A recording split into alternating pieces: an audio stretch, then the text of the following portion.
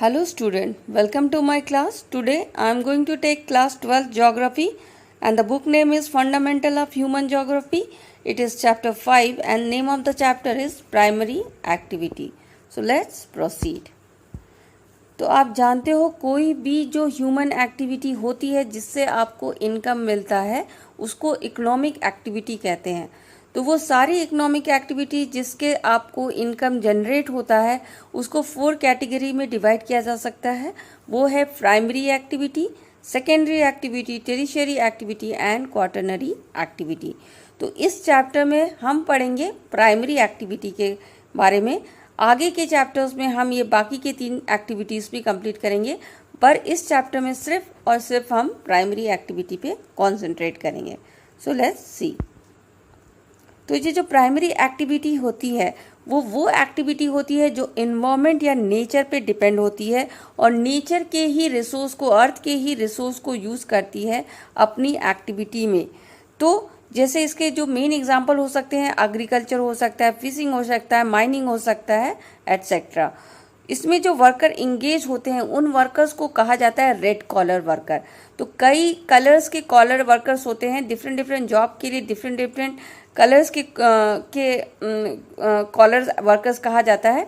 जैसे blue collar worker, green collar worker, जो इस एक्टिविटी में एंगेज होते हैं, जो एग्रीकल्चर और प्राइमरी एक्टिविटी में एंगेज होते हैं, उनको कहा जाता है रेड कॉलर वर्कर। क्योंकि ये इनका जो नेचर ऑफ वर्क है, ये फील्ड में जाकर के काम करने वाले लोग होते हैं, इसलिए इनको कहा जाता है रेड कॉलर वर्कर। ये different types of primary activities होती है, बहुत तरह तरह की प्राइमरी एक्टिविटीज़ होती है। जो सबसे पुराना प्राइमरी एक्टिविटी है, जब ह्यूमन लाइफ एग्जिस्टेंस में आया तो सबसे पुराना जो प्राइमरी एक्टिविटी होता था वो था हंटिंग एंड गैदरिंग। तो सबसे पहले हम हंटिंग एंड गैदरिंग के बारे में पढ़ेंगे। तो ये earliest form of human activity है, सबसे पुराना। इसमें क्या क्या करते हैं आप, ह्यूमन को एनिमल्स को हंट करते हो फूड के लिए, ठीक है। और जो ईडिबल प्लांट्स होते हैं उसको गैदर करते हो, कलेक्ट करते हो खाने के लिए। स्पेशली आपका जो एक्सट्रीम क्लाइमेट्स एरिया होता है, जो बहुत ज़्यादा गर्म होता है या जब बहुत ज़्यादा ठंडा होता है, तो वहाँ पे आपको वेजिटेशन ज़्यादा नहीं मिलती, तो वहाँ पे आप मोस्टली हंटिंग करते हो। हंटिंग करके सर्वाइव करते थे। पहले तो बहुत ही ज़्यादा हंटिंग पे डिपेंड होते थे वहाँ के लोग।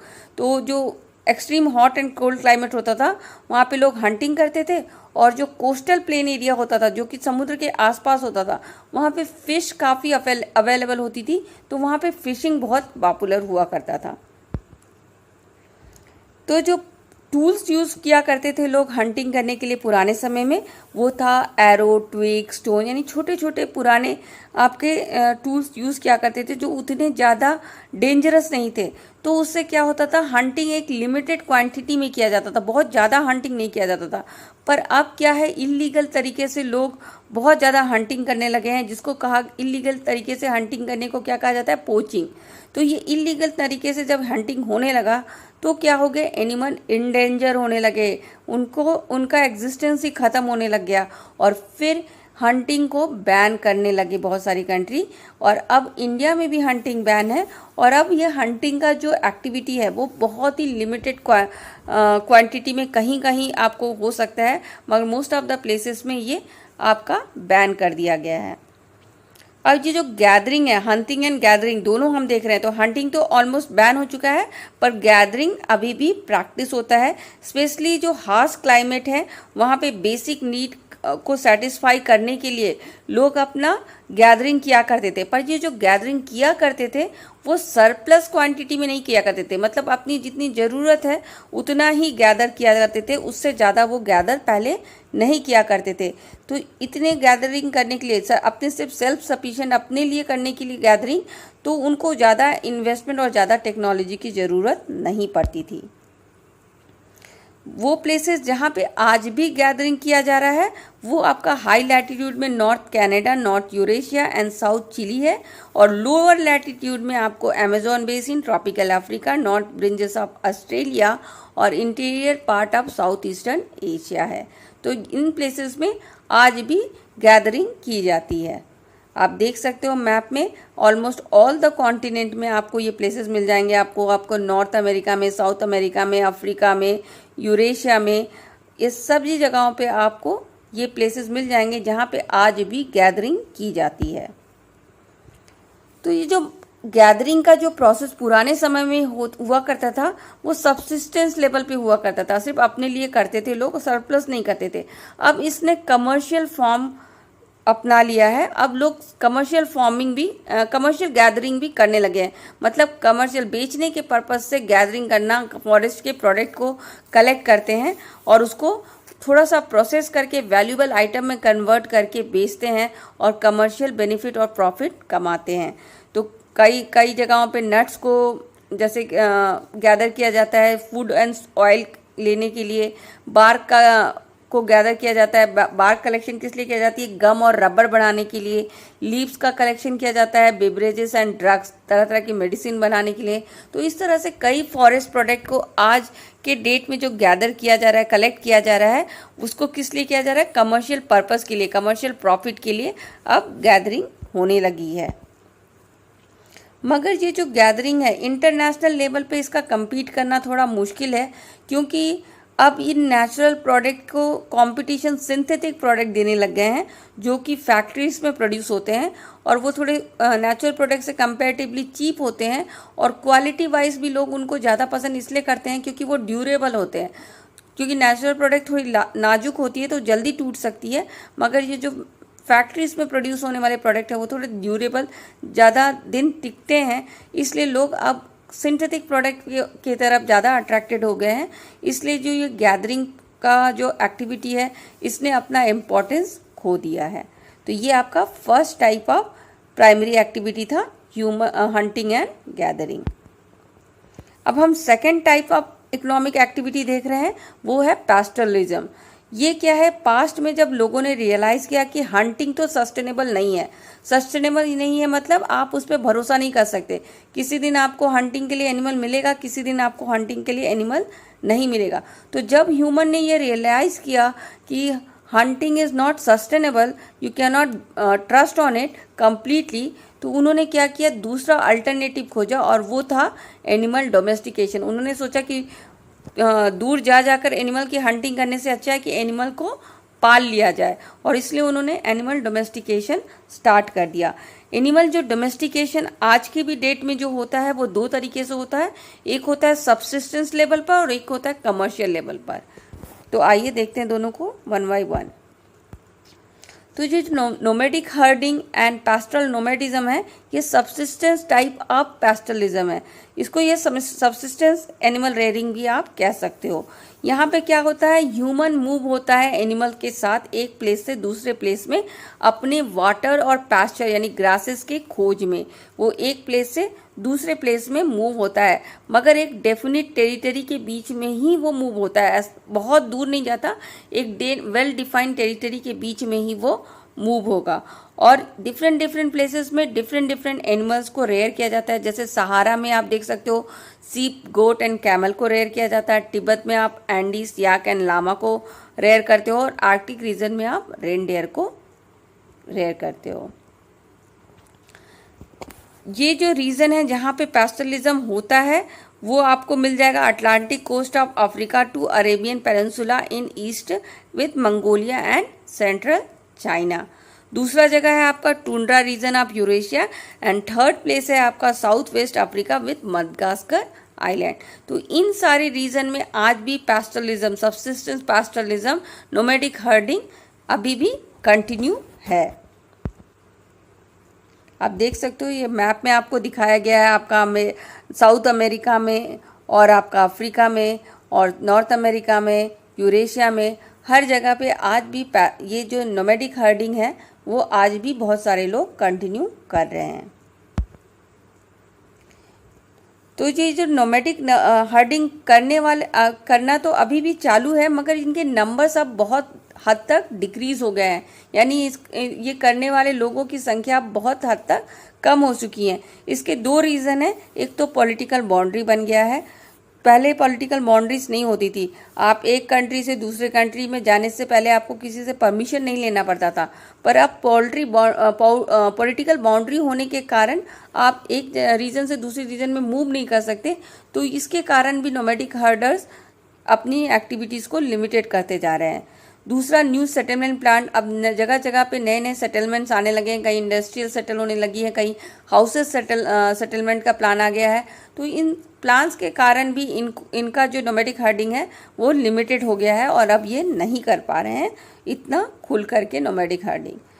जो ये नोमैडिक हर्डिंग करते हैं पास्चर की तलाश में, वाटर की तलाश में, ये इसको दो टाइप्स में डिवाइड कर सकते हो आप। एक होता है वास्ट हॉरिजेंटल डिस्टेंस, एक होता है वर्टिकल फॉर्म ऑफ मूवमेंट। तो इसमें जो हॉरिजेंटल मूवमेंट होता है आपका, ये ईस्ट से वेस्ट या वेस्ट टू ईस्ट आप हॉरिजेंटली मूव करते हो अपने एनिमल्स को लेकर के।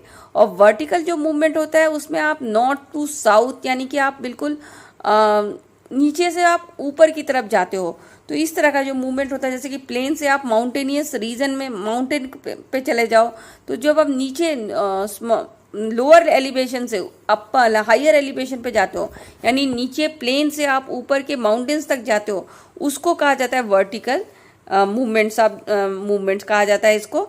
जैसे कि आप मोस्टली आप माउंटेनियस रीजन में देखोगे कि लोग जो समर सीजन आता है तो माउंटेनियस रीजन में चले जाते हैं पास्चर की तलाश में, ग्रासेस की तलाश में, ठीक है। और जब वहाँ पे ठंडा का सीजन आ जाता है, विंटर सीजन आ जाता है, तो वो नीचे आ जाते हैं, क्योंकि विंटर सीजन में माउंटेनियस एरिया काफ़ी कोल्ड हो जाता है और वहाँ रहना मुश्किल हो जाता है। तो समर सीजन में क्या क्या करते हैं, वो माउंटेन की तरफ चले जाते हैं अपने लाइफ स्टॉक को लेकर के, और विंटर सीजन में वो उतर आते हैं माउंटेन से और नीचे प्लेन में आकर के सेटल हो जाते हैं। तो इसको कहा जाता है vertically moving from one elevation to another.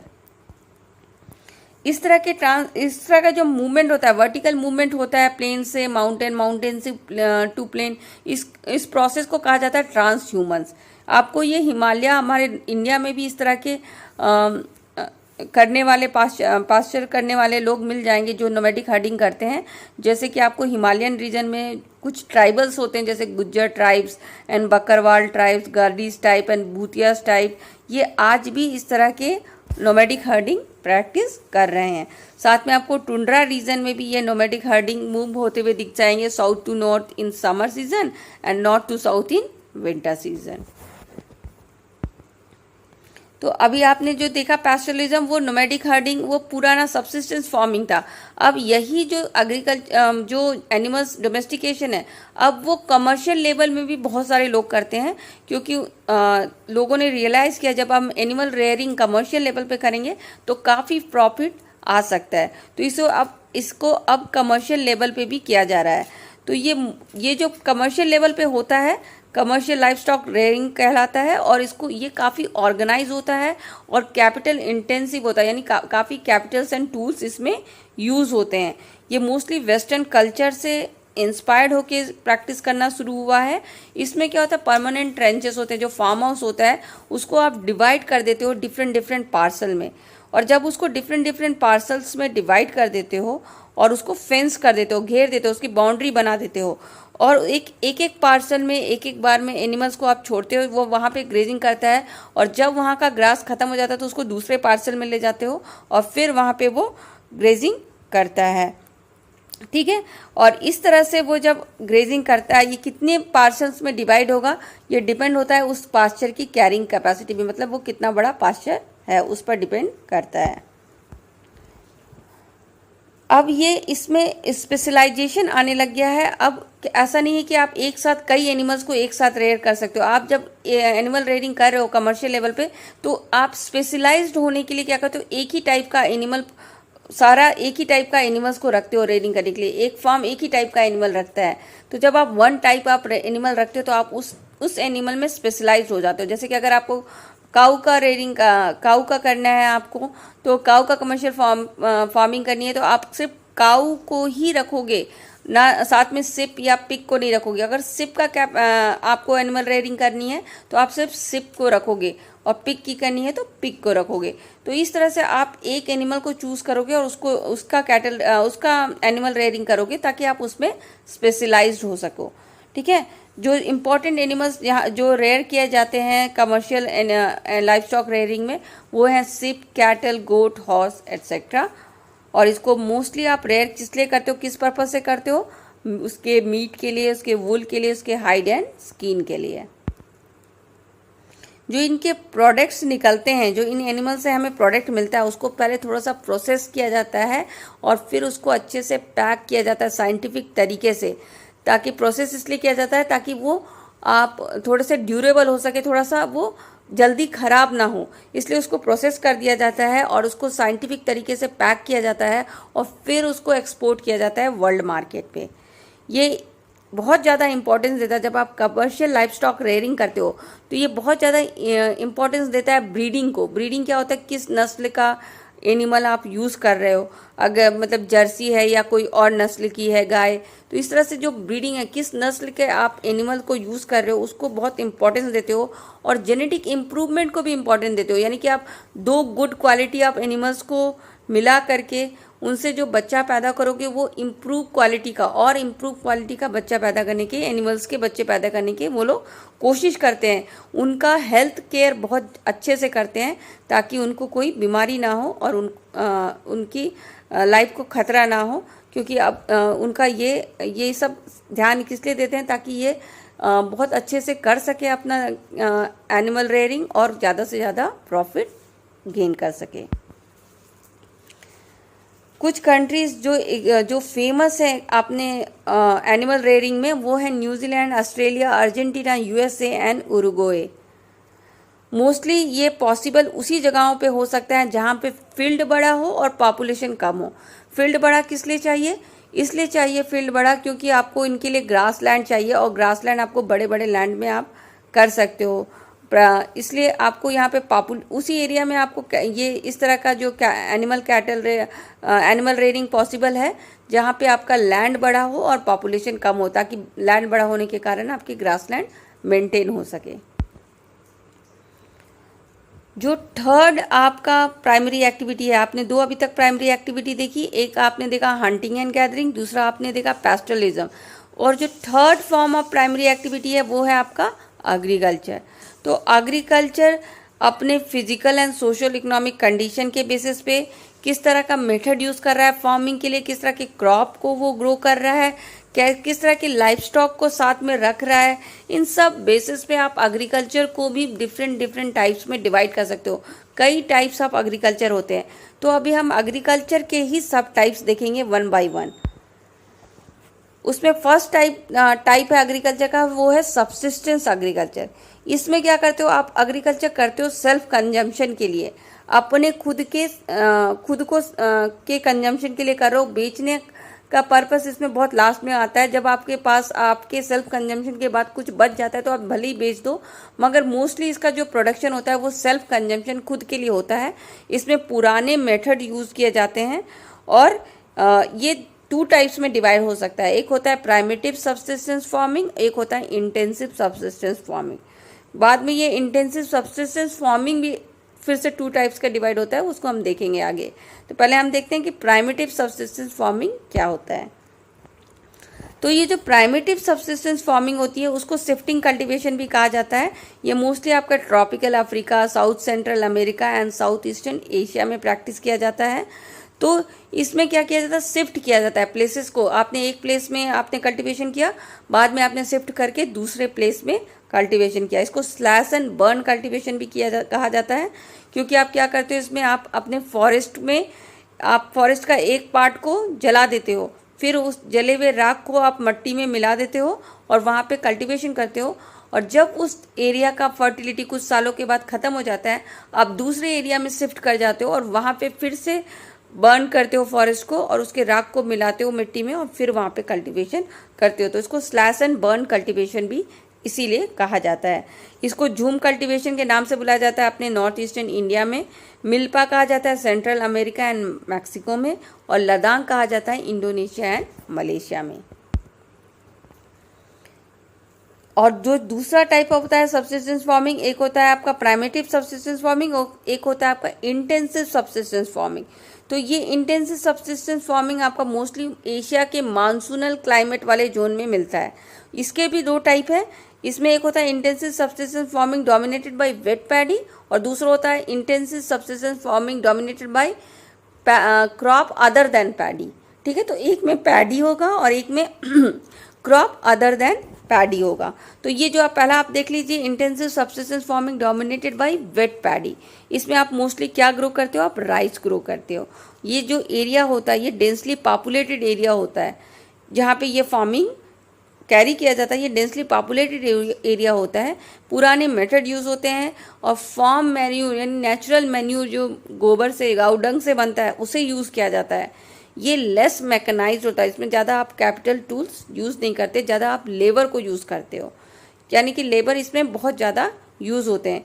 तो ईल्ड पर एरिया में आपको कितना ईल्ड मिलेगा, कितना प्रोडक्शन मिलेगा पर एरिया से, वो बहुत ज़्यादा होता है, मगर ईल्ड पर पर्सन कम होता है। ईल्ड पर एरिया इसलिए ज़्यादा हो जाता है क्योंकि एक ही एरिया में बहुत सारे लेबर लगे रहते हैं, तो एक छोटे से एरिया से आप बहुत ज़्यादा प्रोडक्शन ले लेते हो, मगर ईल्ड पर पर्सन वहाँ पे बहुत कम होगा क्योंकि हद से ज़्यादा वहाँ पे लेबर लगे रहते हैं।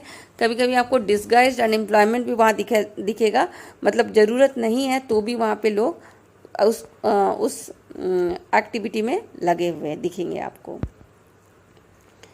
Intensive subsistence farming dominated by crop other than paddy, तो वो जो इंटेंसिव सब्सिस्टेंस फार्मिंग है दो टाइप का है मैंने बताया, एक तो क्रॉप डोमिनेटेड बाय पैडी और एक dominated by crop other than paddy. तो इसमें आपका क्या होता है, क्लाइमेट, सॉयल रिलीफ ऐसा होता ही नहीं कि आप यहाँ पे पैडी यानी राइस ग्रो कर सको, तो इसमें आप दूसरे क्रॉप ग्रो करते हो जैसे वीट, सोयाबीन, बार्ली, सोरगम, इस तरह के क्रॉप को ग्रो करते हो। ये north China, North Korea, north Japan and western northern plains of India में कैरी होता है, ये ग्रो किया जाता है। अब आपको सेकेंड फॉर्म ऑफ एग्रीकल्चर देखेंगे हम। पहला वाला था आपका सब्सिस्टेंस फार्मिंग जिसके आपके 2 पार्ट्स थे और दूसरे पार्ट का अगेन 2 सब पार्ट्स था। अब ये दूसरा टाइप ऑफ एग्रीकल्चर है, वो है प्लांटेशन एग्रीकल्चर। इसको यूरोपियन कंट्रीज़ और अमेरिकन कंट्रीज़ जो इम्पेरियल पावर बन करके आई थी और दूसरे कंट्रीज़ में रूल कर रही थी, हमारे कंट्री में भी रूल कर रही थी, उन लोगों ने अपने अपने कॉलोनीज़ में इंट्रोड्यूस किया ताकि एग्रीकल्चर के थ्रू भी वो प्रॉफिट कमा सके और अपना जो एग्रीकल्चर प्रोडक्ट है उसको लार्ज स्केल में मार्केट में बेच सके। तो इसमें वो लोग क्या करते थे, कमर्शियल क्रॉप को ग्रो करते थे जैसे tea, coffee, rubber, cotton, oil, sugar cane. तो इस तरह के क्रॉप को वो मोस्टली ग्रो करते थे जो कमर्शियल लेवल से इम्पॉर्टेंट थे। तो ये फूड क्रॉप को नहीं, बेसिकली कमर्शियल क्रॉप को इम्पोर्टेंस दिया जाता है। इसमें प्लांटेशन एग्रीकल्चर में कमर्शियल क्रॉप को इम्पोर्टेंस दिया जाता है और ये इसमें बहुत ज़्यादा कैपिटल रिक्वायर होता है, इन्वेस्टमेंट ज़रूरी होती है प्रोडक्शन के लिए। इसमें आपको लार्ज लैंड चाहिए, छोटे लैंड्स में आप प्लांटेशन फार्मिंग नहीं कर सकते, हाई टेक्नोलॉजी चाहिए और एक ही सिंगल क्रॉप इसमें ग्रो किया जाता है क्योंकि आप उस सिंगल क्रॉप में स्पेशलाइज कर लोगे। अगर आप टी ग्रो कर रहे हो तो पूरे प्लांटेशन में जो एरिया है उसमें आप पूरा टी का ही प्लांटेशन करोगे, यानी सिर्फ एक सिंगल क्रॉप ग्रो होता है इसमें। और इसका जो मेन मोटिव होता है वो है कि प्रॉफिट कमाओ और एक्सपोर्ट करो ज़्यादा से ज़्यादा।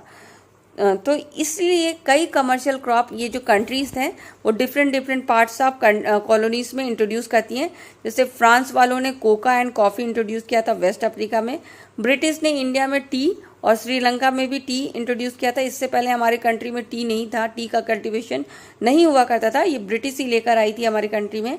इसके अलावा ब्रिटिश ने रबर इंट्रोड्यूस किया था मलेशिया में और sugar cane and banana introduce किया था वेस्ट इंडीज़ में। स्पेनिश एंड अमेरिकन लोगों ने कोकोनट एंड शुगर केन का कल्टीवेशन फिलीपींस में स्टार्ट किया था कमर्शियल लेवल पे। और डच का एक समय में काफ़ी मोनोपोली था शुगर केन प्रोडक्शन में, इंडोनेशिया में डच का मोनोपोली चला करता था। आज भी आप ब्राज़ील में देख सकते हो कि कॉफ़ी का जो प्लांटेशन है, लार्ज स्केल प्लांटेशन जिसको वहाँ पे फेजेंडेस कहते हैं, वो अभी भी यूरोपियन सिटीजन्स के हाथ में है आज के डेट में भी। मगर मोस्ट ऑफ द जो प्लांटेशन आज जो होता है वो डिफरेंट कंट्रीज में, वो मोस्टली उसी कंट्री के गवर्नमेंट या उसी कंट्री के सिटीजन के हाथ में है। पर ब्राज़ील एक एक्सेप्शन है जहाँ पे आज भी कॉफ़ी का large scale production European citizen के हाथ में है। जो तीसरा तरह का एग्रीकल्चर है वो है एक्सटेंसिव कमर्शियल ग्रेन फार्मिंग। ये भी कमर्शियल फार्मिंग है और प्लांटेशन भी कमर्शियल फार्मिंग है, दोनों ही कमर्शियल पर्पस के लिए किया जाता है। दोनों में अंतर ये है कि जो प्लांटेशन है उसमें आप कमर्शियल क्रॉप को इम्पोर्टेंस देते हो और एक्सटेंसिव कमर्शियल ग्रेन फार्मिंग में आप फूड ग्रेन को इम्पोर्टेंस देते हो। ठीक है। तो यहाँ पे फूड क्रॉप ग्रो होता है, वहाँ पे आपका कमर्शियल क्रॉप ग्रो होता था जिसको आप खा नहीं सकते, कैश क्रॉप। और यहाँ पे आप जो क्रॉप ग्रो कर रहे हो मोस्टली वो फूड क्रॉप होता है।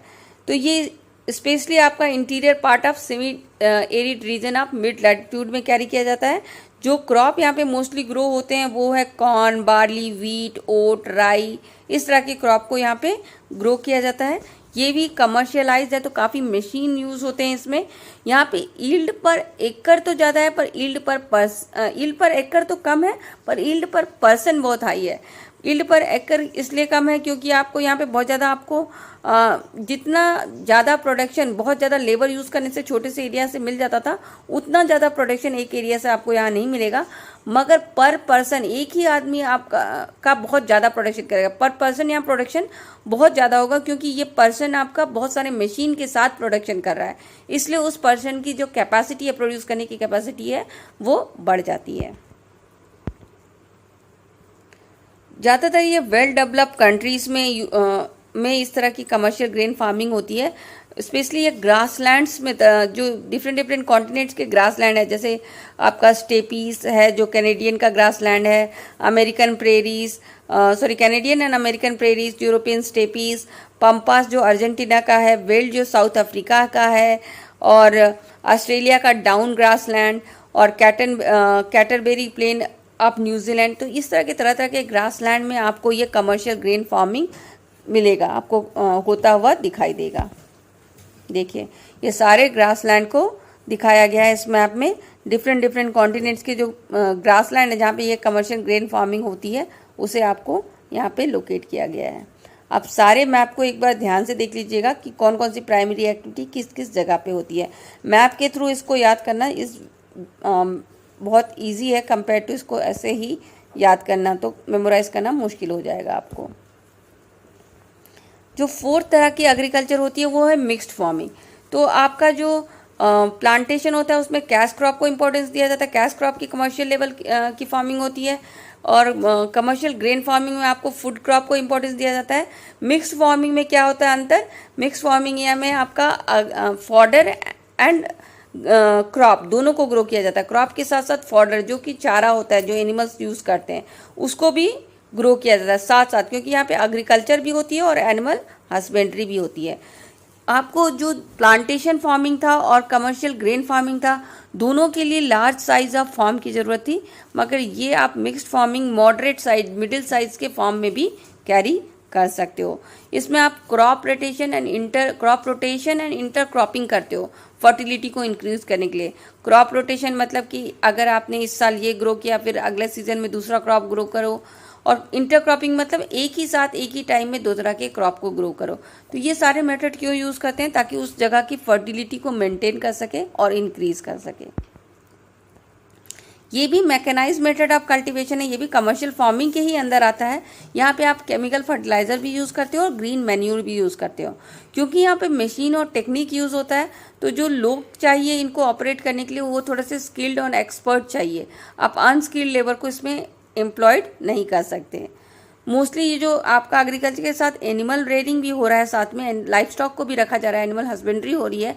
तो इसमें जो मोस्टली एनिमल यूज़ होते हैं वो होते हैं कैटल, पिग, पोल्ट्री के हेन एंड डक, इस तरह के एनिमल्स को रेयर किया जाता है साथ में। और जो क्रॉप ग्रो किया जाता है वो है वीट, बार्ली, और साथ में फॉडर यानी कि एनिमल्स का चारा भी ग्रो किया जाता है। यहाँ पे जो प्लेसेस है जहाँ पे इस तरह की मिक्स्ड फार्मिंग हो रही है वो है north western Europe, east northern America, part of Eurasia, temperate latitude of southern continent. इन सारी जगहों पे आपको ये सभी जगह आपकी फेमस है मिक्स्ड कल्टीवेशन के लिए। जो फिफ्थ टाइप ऑफ एग्रीकल्चर का एक जो पार्ट है वो डेयरी फार्मिंग है। डेयरी फार्मिंग भी आपके एग्रीकल्चर का ही एक टाइप माना जाता है। इसमें आप ये क्या है, आपका एक एडवांस और एफिशिएंट मेथड है मिल्चिंग एनिमल को रेयर करने का। मिल्चिंग एनिमल वो एनिमल होते हैं जो मिल्क देते हैं। तो ये भी आपका हाई कैपिटल इंटेंसिव है। High capital intensive in the sense कि इसमें बहुत सारे मशीन यूज़ करते हैं फॉडर्स को कलेक्ट करने के लिए या फॉडर्स को काटने के लिए, मतलब एनिमल्स को फीड करने के लिए भी मशीन यूज़ होती है। एनिमल्स के दूध निकालने के लिए भी मशीन यूज़ किया जाता है, क्योंकि काफ़ी क्वांटिटी में एनिमल्स को रखा जाता है, तो जो इंसानों की तरफ से करना थोड़ा मुश्किल है, इसीलिए इसमें बहुत सारे मशीन यूज़ होते हैं। और इसमें कैटल की ब्रीडिंग में किस तरह की नस्ल यूज़ होना, किस तरह की नस्ल को इम्प्रूव करना, उनके हेल्थ का बहुत ध्यान दिया जाता है ताकि कोई बीमारी ना फैल जाए, क्योंकि वो सारे एनिमल एक साथ रहते हैं, तो अगर एक को बीमारी होगी तो दूसरे एनिमल्स में भी फैलने का डर होता है। तो हेल्थ केयर का काफ़ी ध्यान रखा जाता है और वेटनरी सर्विस यानी इनके डॉक्टर्स भी प्रोवाइड किए जाते हैं ताकि इन एनिमल्स को हेल्दी रखा जा सके। तो इन सारी बातों को वहाँ पे बहुत इम्पोर्टेंस दिया जाता है। ये हाईली लेबर इंटेंसिव भी है, ये कैपिटल इंटेंसिव भी है और लेबर इंटेंसिव भी है, क्योंकि ये हाई रिगरस केयर चाहिए इस एक्टिविटी को, क्योंकि कब एनिमल्स को चारा देना है, कैसे उनका देखभाल करना है, और इसमें आप एक भी दिन की छुट्टी नहीं ले सकते क्योंकि हर दिन दूध निकलना है, तो साल में आपको एक भी छुट्टी नहीं मिलेगी। तो इसीलिए आपको इसमें लेबर का भी आपको बहुत ज़रूरत पड़ता है। तो ये कैपिटल इंटेंसिव भी है क्योंकि मशीन भी यूज़ हो रहे हैं इनके डिफरेंट एक्टिविटीज़ के लिए, और ये लेबर इंटेंसिव भी है क्योंकि इसमें लेबर का भी हार्डवर्क बहुत ज़्यादा ज़रूरी होता है जब आप एनिमल रेयरिंग करते हो। ठीक है, ये मोस्टली कैरी जिस उस एरिया में किया जाता है जो कि इंडस्ट्रियल सेंटर के आसपास हो और अर्बन सेंटर के आसपास हो, और वहाँ पे जो मार्केट हो, नेबरहुड में बहुत बड़ा बड़ा मार्केट हो, तो अर्बन सेंटर में बहुत मार्केट्स होते हैं, या फिर उस जगह पे जहाँ पे आपको तुरंत आप कंज्यूमर को रीच कर सको और अपने गुड्स को पहुँचा सको, क्योंकि मिल्क ऐसा प्रोडक्ट है जो कि पेरिसेबल है, आप बहुत देर तक और दूर तक नहीं भेज सकते इसको। ठीक है, आप देर भी नहीं कर सकते और दूर तक पहुंचाना भी इसको मुश्किल हो जाता है। पर अब क्योंकि ट्रांसपोर्टेशन बढ़ गया है, रेफ्रिजरेशन यानी बड़े बड़े फ्रिज आ गए हैं, पैस्चराइजेशन यानी कि नया नया मेथड यूज़ होने लगा है दूध को प्रिजर्व करने के लिए, तो इन सब कारणों से मिल्क का स्टोरेज अब इजी हो गया है और अब इसका फ़ायदा होने लगा है डेयरी फार्मिंग को, क्योंकि अब जो मिल्क है थोड़ी कुछ ज़्यादा दूर तक पहुंचा सकते हो और ज़्यादा देर तक प्रिजर्व करके रख सकते हो। 3 मेन रीज़न जहाँ पे ये कमर्शियल डेयरी फार्मिंग चलती है वो है Canada, south eastern Australia, New Zealand, Tasmania and north western Europe.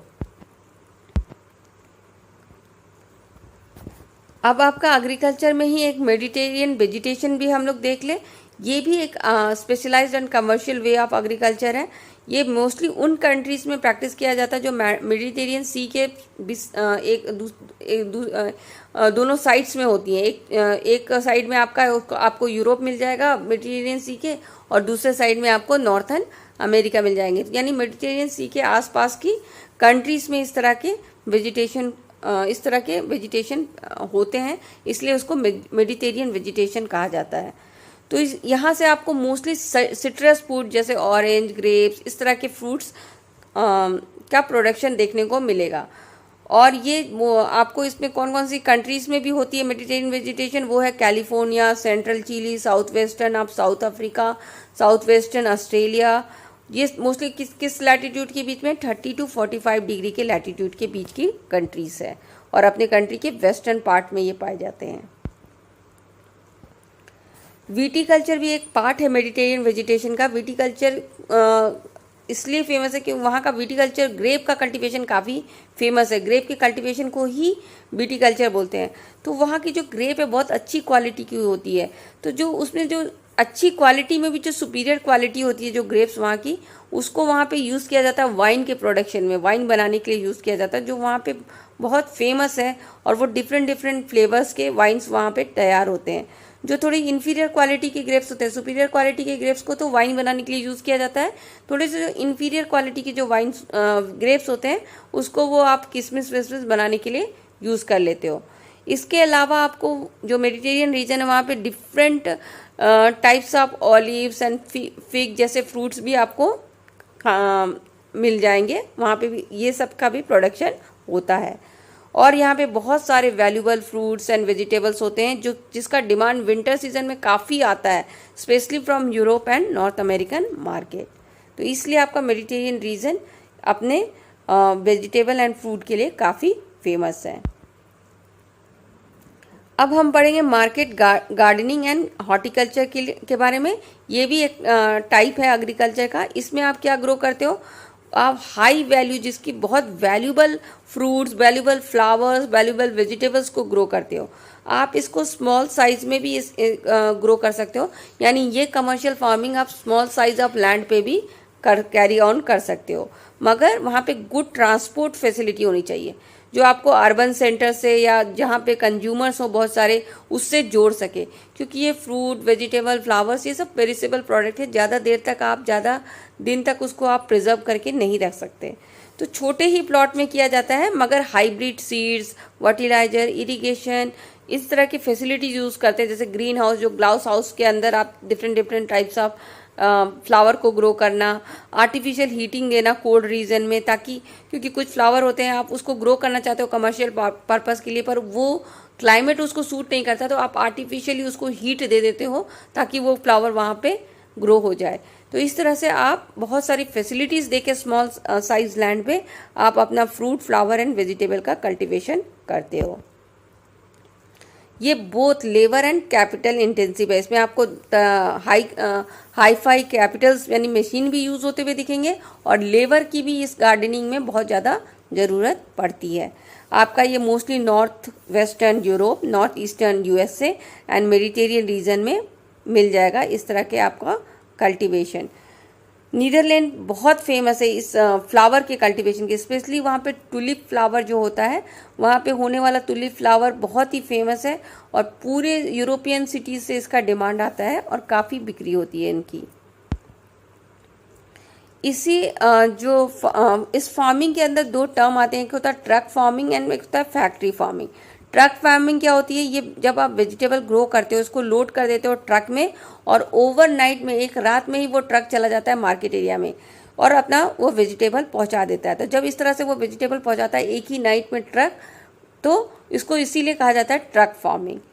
Factory farming क्या होती है, इसमें आप क्या करते हो, इसमें आप फ्रूट, वेजिटेबल या फ्लावर नहीं ग्रो करते हो, इसमें आप एनिमल्स को रेयर करते हो, और ये एक मतलब आप उसको अपने स्टॉल और पेन में रख करके ग्रो करते हो, और इसको नेचुरल फूड पे नहीं फीड करते हो आप। इसमें इनको क्या करते हो, मैन्युफैक्चर फीडिंग स्टफ देते हो, जो मतलब फैक्ट्री में प्रोड्यूस किया गया है उनके लिए जो स्टफ वो खाने को देते हो, जो स्पेशली उनके लिए बनाया गया है ताकि वो अच्छे क्वांटिटी में अपना प्रोडक्ट दे सके।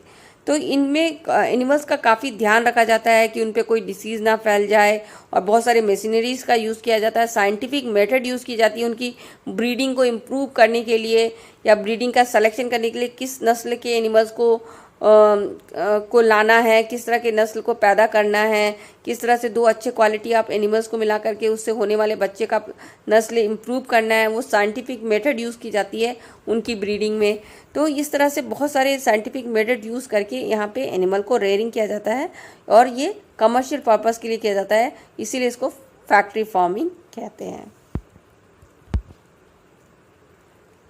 तो इसी तरह से जब एग्रीकल्चर को आप एक और उनके जो मेथड ऑफ ऑर्गेनाइजेशन और गवर्नमेंट पॉलिसीज़ जो भी पॉलिसी उन पे चल रही है उस बेसिस पे भी आप एग्रीकल्चर को दो टाइप में डिवाइड कर सकते हो। एक होता है कोऑपरेटिव फार्मिंग, एक होता है कलेक्टिव फार्मिंग, यानी उनका ऑर्गेनाइजेशन कैसा है, उनकी पॉलिसी कैसी, इस बेसिस पे। तो कोऑपरेटिव एंड कलेक्टिव फार्मिंग क्या है, एक एक करके देख लेते हैं। कोऑपरेटिव फार्मिंग वो फार्मिंग होती है जो कि एक कॉमन लैंड पे लोग मिल करके करते हैं। वो कॉमन लैंड एक्चुअली सभी का होता है, जैसे पंचायत का लैंड, वो किसी का एक का लैंड नहीं है, वो सभी का लैंड है।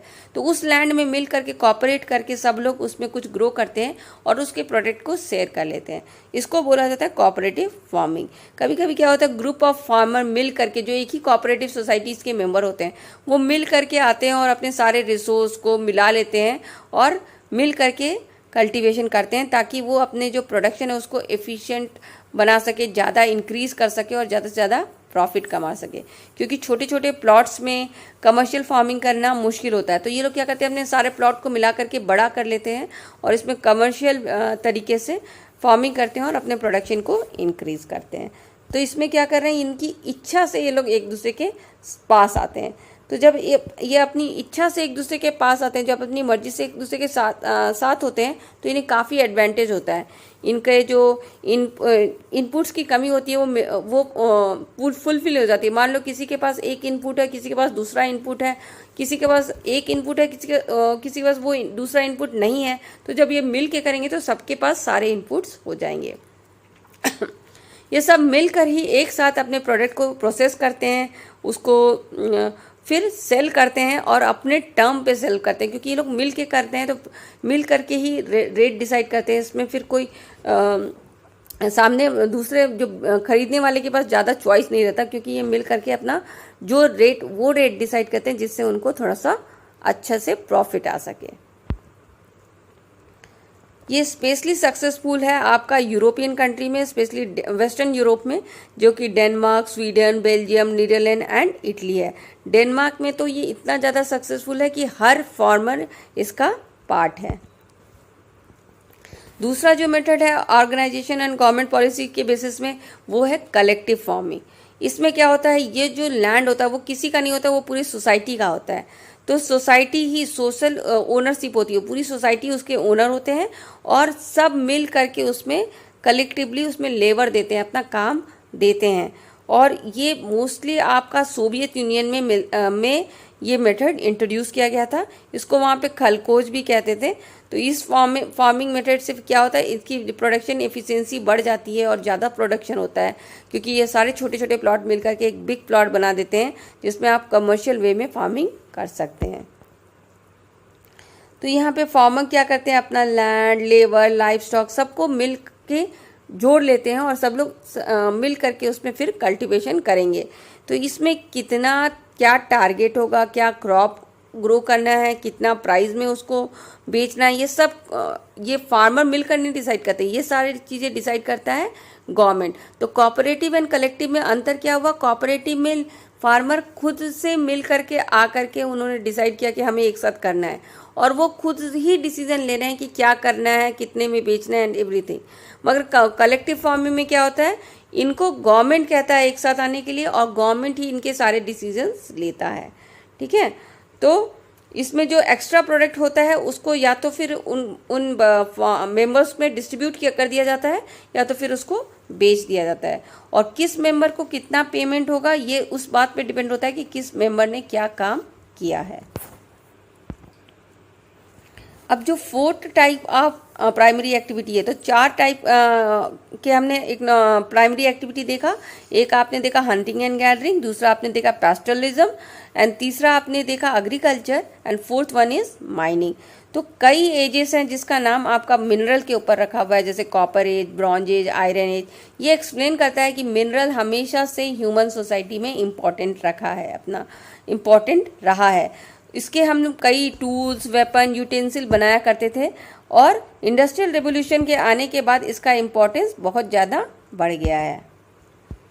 माइनिंग आपका 2 फैक्टर्स पे डिपेंड करता है, एक होता है फिजिकल फैक्टर और एक होता है इकोनॉमिक फैक्टर। फिजिकल फैक्टर वो फैक्टर होता है जो कि उस डिपेंड होता है कि वो किस साइज़ का मिनरल वहाँ पे अवेलेबल है, उसका ग्रेड यानी क्वालिटी कैसी है और वो कितने अमाउंट में वहाँ पे अवेलेबल है। और इकोनॉमिक फैक्टर भी आपका मिनरल माइनिंग डिसाइड करता है, जैसे कि आपका उस मिनरल का कितना डिमांड है, क्या आपकी टेक्नोलॉजी वहाँ पे अवेलेबल है, क्योंकि आप बिना टेक्नोलॉजी के अगर मिनरल है भी तो नहीं निकाल सकते। किस तरह के टूल्स हैं आपको मिनरल निकालने के लिए, जो लेबर एंड ट्रांसपोर्ट लगेगा उसका कॉस्ट क्या है, ये सब कैलकुलेट करके ही माइनिंग की जाती है। तो अगर ऐसा हो कि माइनिंग का करने का कॉस्ट ज़्यादा हो और मिनरल जो उससे निकलेगा वो कम वैल्यूबल हो, तो फिर वहाँ पे माइनिंग करने से कोई फ़ायदा नहीं है। तो ये 2 फैक्टर्स को देख करके ही डिसाइड किया जाता है, वहाँ का फिजिकल फैक्टर और इकोनॉमिक फैक्टर, कि वहाँ पे माइनिंग करनी है या माइनिंग नहीं करनी है। इसके माइनिंग करने के भी 2 मेथड होते हैं, 2 तरीके से हम माइनिंग कर सकते हैं। एक होता है सरफेस माइनिंग और ओपन कास्ट माइनिंग, एक होता है underground mining and soft method mining. तो दोनों क्या मेथड है एक एक करके देख लेते हैं। ओपन कास्ट माइनिंग और सरफेस माइनिंग उस माइनिंग को कहते हैं जो बहुत ही सस्ता एक्चुअली होता है, और यहाँ पे मिनरल क्या होता है, सरफेस में ही अवेलेबल होते हैं। आप थोड़ा सा लेयर, सरफेस लेयर हटाओ अर्थ का और आपको मिनरल मिल जाएगा। तो इसमें क्या होता है, जो ओवरहेड कॉस्ट होता है सेफ्टी का, प्रिकॉशन का, इक्विपमेंट का, कम लगता है, क्योंकि आप कुछ लेयर हटाकर ही आपको तुरंत से वो मिनरल्स मिल जा रहा है। तो यहाँ पे जो मिलता है मिनरल वो बहुत लार्ज क्वांटिटी में और जल्दी से आपको मिल जाता है, ज़्यादा आपको मेहनत और टाइम वेस्ट नहीं होता। पर जब आप अंडरग्राउंड माइनिंग और सॉफ्ट माइनिंग करते हैं तो इसमें क्या होता है, जो मिनरल्स होते हैं वो काफ़ी अंदर में होते हैं। तो आप वर्टिकल शाफ्ट को संक करते हो, डालते हो मट्टी के अंदर अंडरग्राउंड में, और फिर एक गैलरी के थ्रू मिनरल तक रीच करते हो और फिर उसको एक्सट्रैक्ट करके ट्रांसपोर्ट करते हो एक पैसेज के थ्रू। तो इसमें आपको काफ़ी मेहनत लगता है। तो इसके लिए आपको बहुत हैवी मशीनरीज भी चाहिए, आपको इसमें लिफ्ट चाहिए, ड्रिल चाहिए, हॉटेज व्हीकल चाहिए, वेंटिलेशन चाहिए, इस तरह की काफ़ी हाई क्वालिटी मशीनरी की ज़रूरत पड़ती है आपको इस तरह के माइनिंग करने के लिए। और ये आपको सेफ तरीके से यूज़ करना ज़रूरी है, और ये आप अच्छे से यूज़ करोगे तभी आपका सेफ एंड सफिशिएंट मूवमेंट हो सकता है, क्योंकि आपको इस माइनिंग से पब्लिक को भी, मतलब उसमें काम करने वाले लेबर को भी मूव करना है और मटेरियल जो मिनरल निकल रहा है उसको भी मूव करना है। तो इसको आपको बहुत केयरफुली करना चाहिए, क्योंकि इसमें एक्सीडेंट होने के बहुत चांसेस होते हैं। कभी कभी इस माइनिंग से पॉइजनस गैस रिलीज हो जाता है, फायर लगने का चांसेस लगता है, फ्लड आ जाता है कभी कभी, क्योंकि जो माइनिंग कर रहे हो आप, खुदाई कर रहे हो, तो कभी कभी क्या होता है, वो जो केव बनाते हो, जो गुफा बनाते हो, वो ही दह जाता है, उसी का मटेरियल दह जाता है, तो ये वो टूट जाता है, तो उसी का मतलब वो मिट्टी का और पत्थर का फ्लड आने का भी वहाँ पे चांसेस काफ़ी होता है। तो ये बहुत ही केयरफुली हमको वहाँ पे माइनिंग करनी पड़ती है। मगर मोस्ट ऑफ जो कंट्रीज़ हैं, जो आपकी अफ्रीका की कंट्री, साउथ अमेरिका की कंट्री और एशिया की कंट्री, बहुत सारी ऐसी कंट्री हैं इन कॉन्टिनेंट्स में जिनका 50% अर्निंग मिनरल्स से ही आता है, माइनिंग करने से ही आता है। तो ये जो सारी चारों प्राइमरी एक्टिविटी हमने पढ़ी, जो hunting and gathering, pastoralism, agriculture and mining, ये चारों ही प्राइमरी एक्टिविटीज़ बहुत ही इंपॉर्टेंट है और कंट्रीज़ के इकोनॉमी में बहुत ही इंपॉर्टेंट रोल प्ले करती है। जैसा कि आपने देखा, मैंने आपको एक्सप्लेनेशन के साथ नोट भी दिया है, तो आप या तो वीडियो पॉज करके उसे नोट डाउन कर लें, या तो फिर इसका स्क्रीनशॉट ले करके इसका प्रिंट आउट ले लें, तो आपको काफ़ी हेल्पफुल होगा। Thank you and happy learning.